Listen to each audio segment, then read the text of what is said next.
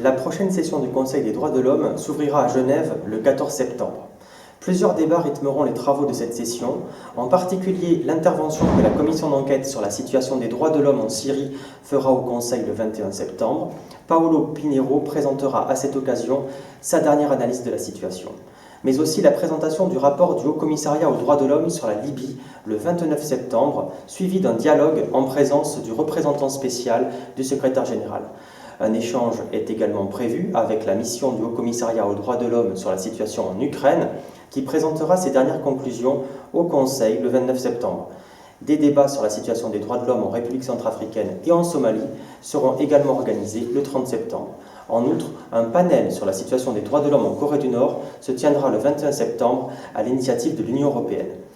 On le voit donc bien, les crises continueront de mobiliser pleinement l'attention du Conseil des droits de l'homme. Je pense aux crises africaines d'abord, pour lesquelles la France se mobilise.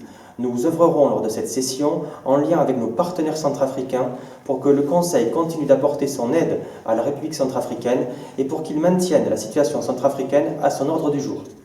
À cet égard, nous tenons à saluer le travail exemplaire poursuivi par l'experte indépendante sur la situation des droits de l'homme en RCA, Mme Keta Bokoum.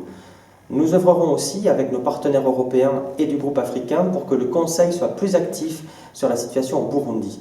La situation au Burundi est en effet particulièrement préoccupante. Le Conseil doit donc jouer son rôle d'alerte. Je pense aussi aux crises en Afrique du Nord et au Moyen-Orient. Nous présenterons une nouvelle fois avec nos partenaires du Corps Group une résolution sur la Syrie qui sera centrée sur la lutte contre l'impunité car elle constitue un impératif. Je pense enfin à la crise ukrainienne qui fera l'objet d'un débat le 29 septembre.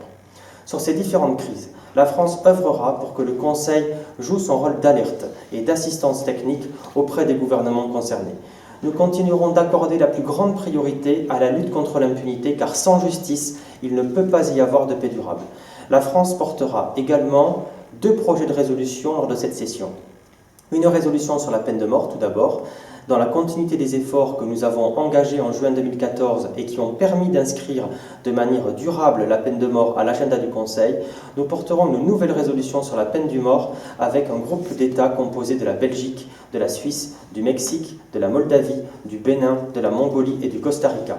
Cette résolution devrait être centrée sur le lien entre l'application de la peine de mort et la lutte contre la torture, en prévoyant un débat de haut niveau sur cette question en mars 2017. Nous présenterons enfin une résolution sur la lutte contre l'extrémisme violent avec nos partenaires du Corps Group. La lutte contre l'extrémisme violent est en effet un enjeu majeur et prioritaire dont le Conseil doit pleinement se saisir. Cette résolution devrait mettre l'accent sur la prévention, l'éducation, la jeunesse et la coopération internationale. Elle se veut être la contribution directe du Conseil des droits de l'homme à l'action engagée à New York sur la question. Nous organiserons enfin le 21 septembre avec l'ONG ATD Quart Monde un événement sur l'extrême pauvreté qui constitue une autre de nos priorités au Conseil des droits de l'homme. Cet événement permettra notamment de faire mieux connaître le manuel de mise en œuvre des principes directeurs des Nations Unies sur l'extrême pauvreté, adopté à notre initiative par le Conseil des droits de l'homme en 2012.